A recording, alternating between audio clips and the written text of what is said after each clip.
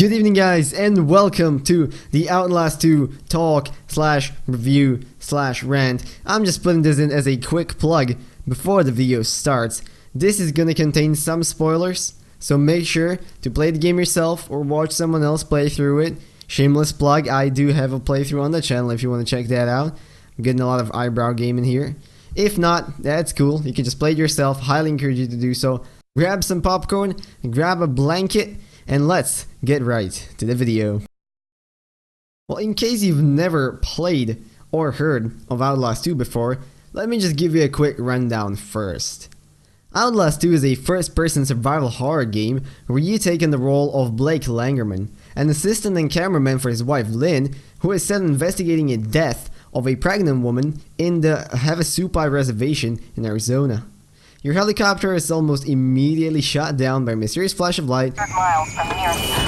Oh! We lost the engine! Fuck! Fuck! And after awakening, you find the pilot brutally murdered and your wife missing. You grab your trusty, handy night vision camera, and from there onwards, you explore various settlements, caves, houses, and all of this in the desert, slowly uncovering information about the messed up religious cult that occupies the place. Now, to start off with some positives, this game looks amazing. Well, at least in most parts. The dark moonlit desert is beautiful to look at, especially in some of the more open areas, for example the lake. Night vision effect is awesome as always, and it adds a lot to the atmosphere. Interiors are detailed, lighting is great, and in some parts the game can easily look photorealistic. The character models, however, somehow didn't quite catch up, and still have that wax figurine look, kind of like in Alien Isolation, especially when it comes to Lynn and Father Noth. I know, him just being fat kind of makes it worse, I guess. And oh yeah, also, for some reason the blood looks like red Kool-Aid.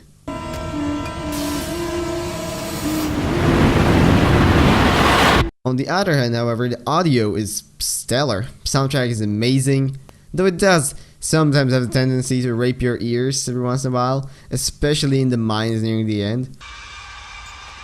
Wow, am I the only one who feel like my ears did not consent to this rape? Like, I get it, okay? It's creepy, it's a soundtrack, but Jesus Christ, do you legit have to just keep it going? It's like someone is dragging their fucking nails over like a blackboard or something. Audio effects are on point. Forests creak and crack all around you. Distant lightning, wind blowing, gusts of wind. It's great, you know. But as far as polish goes in this game, it's 100%. That would be a 10 out of 10 on the looks scale.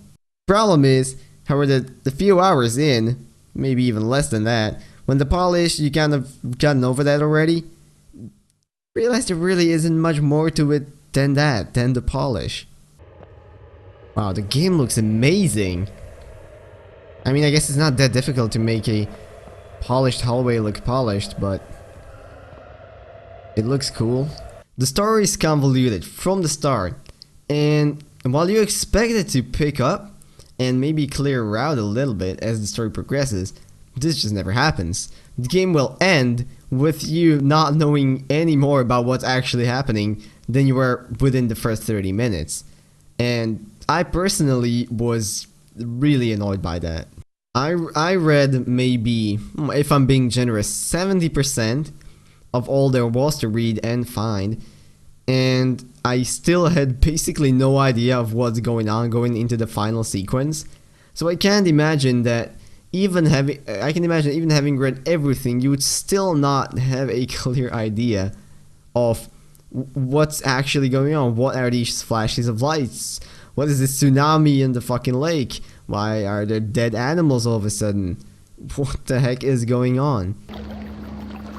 Oh god. All the fish. These are signs of the apocalypse. Hope to God I'm just losing my shit. Yeah, you just might be, but there's a lot of... Oh shit! It doesn't seem, at least not from what I've seen, it doesn't seem to have ties into the first game. Now, I've read the theories. I've seen them, you know, people connecting it to Murkoff, running experiments and whatnot. But I would love to just know, how the hell did you people find that out? I mean, I'm sure there are ways to connect those two, and there is probably like one really obscure letter that you can find somewhere that connects Murkoff to all of this. But to your average player, even to someone who's finished Outlast 1, none of the story elements were clear to me, and I found it annoying, and I found it kind of insulting by the time the end of the game arrived, because it heavily aims to release a DLC which will clear things out for another mere 10, 15, 20, I don't know how much it's gonna cost. Oh, for fuck's sake. Well, there you go. That's the end. God damn it. Like, I was really had my hopes up that we might get some answers, we might actually get a nice ending or whatever. The gameplay has been somewhat extended. I mean, your camera now has the ability to record things that you can later look over. However, this kind of loses its usefulness about midway through, as Blake starts hallucinating, and often it's pretty difficult to actually tell what is real and what is not. He will make absolutely random and unconnected comments about what's going on in the camera footage you recorded, or, you know, juxtaposed to what's happening in real life. Oh my god. Oh yeah, this is, so what did the weather forecast say for today? Raining blood. Dripping off her shoes, I think. This guy's lost it. I'm sorry. There's also a microphone mechanic which allows you to turn on the mic of your camera and basically listen to people through walls and kind of get a general idea of where they are even without having direct line of sight. And as much as I thought that was cool in the beginning, I legit never found myself using it. I might have used it like once or twice in the entire game, one of which was a forced segment where you're basically in complete pitch darkness and you have to use the mic to navigate. So I don't know, might have just been me, but kind of seemed like a wasted opportunity there for some really interesting level design. And now when it comes to level design, boy oh boy, does this game have a lot of chase sequences. Now, as much as first Outlast had a lot of hiding, this one just has a lot of running, a crapload of running. Now, there are still hiding places to be found, but puzzlingly, you don't actually spend that much time sneaking around as you would think. And the game often, I mean really often, like twice every 5 minutes, basically forces you into a chase sequence by having the enemies discover you even while you were clearly hidden. You know, your chase music starts up and all the enemies are suddenly alerted to where you are, exactly located on your map, exact position, and you're left with no other choice than just run. Hiding is not going to cut it anymore. They're going to find you even if they had no way of knowing where you were at the start of the chase. This way is for you. Okay, well, that's fantastic. Oh. Well, time to go around. Oh, for fuck's sake. And you would think that for as much running as you do, that Blake would actually, you know, like, be at least decent for running, or the game developers would make the running feel good, but it fucking doesn't. I personally think it's one of the weakest points in the game, just the movement in general. First of all, Blake can't really jump. He just kind of like lunges forward. It kind of looks like he's just face planting into whatever he's trying to jump to. To jump over a gap, press space while moving forward. Alright. Nice. That was not really a jump, to be honest. They were more like a drop, but fine. But when it comes to running, I swear to God, my grandma has more stamina than this goddamn idiot. You are chased by like 10 to 15 murderous, cannibalistic, God knows what, raping idiots. And Blake can run just about for, I don't know, 10 seconds before he's running out of breath. Your whole screen starts flashing. And the problem is that he can run maybe, I don't know, let's give him 15 seconds of running. But the chase sequence is going to be like 40 seconds long. you're gonna spend at least half of it cursing onto Blake to just move fucking faster as the enemies are catching up to you, and you're just stuttering and your screen is flashing, and despite being in mortal danger, you clearly cannot get enough energy to run for even a bit longer, which I get it. It was made to be a game mechanic, it was for the game's sake, but it is so undeniably frustrating to play this. I just don't understand how this could have ended in the final game. It's horrible. See, this is the running that I have to deal with.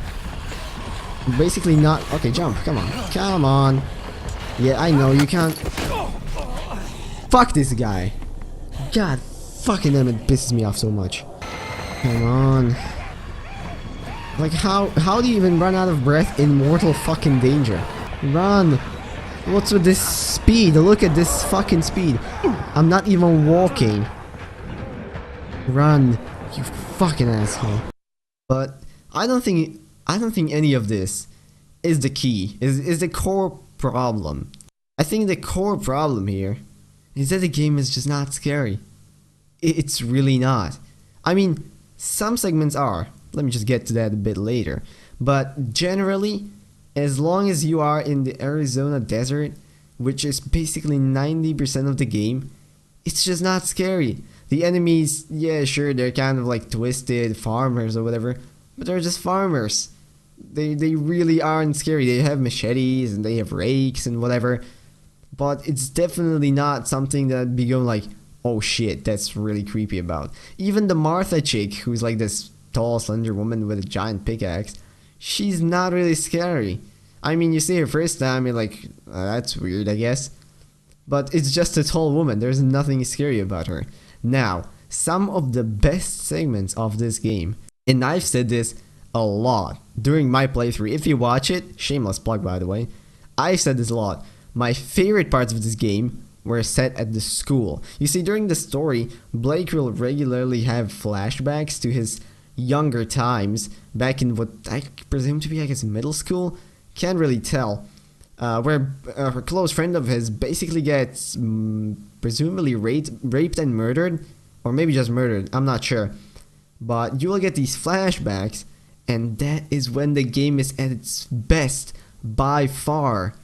The school interiors, totally empty, silent, are the creepiest thing ever. Those were the only real moments where I could say I was feeling scared, or I was feeling the tension. Okay, wow, this looks awesome. Not gonna lie. Like, I've said a bunch of times, and I still stand by it. The school segments are by far my favorite. On top of that, the monster that actually chases you there is creepy as shit.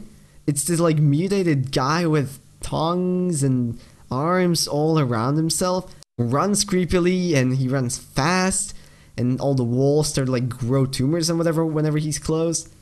Those segments of the game are amazing, and so much so that I was just puzzled as to why they didn't just make the whole fucking game at this school. It would have been so much better, but sadly it's really not. You will get just a handful of these segments, most of which will not be over 10 minutes long, and after that you're back to, you know, about 6 hours altogether in the Arizona desert before you get your ending and you're set on your merry way. I guess it kinda goes to show in Outlast 2 why graphics and polish are not all. I mean, the game can look as good as it does, it can sound as good as it does, but if it doesn't play well, and if the story is just not really interesting or boring, and if it's not even scary, then it's just not gonna cut it, and people are not gonna enjoy the game, or at least not as much as the developers probably hoped for. Where am I going? Oh, down. Okay. Sorry, okay.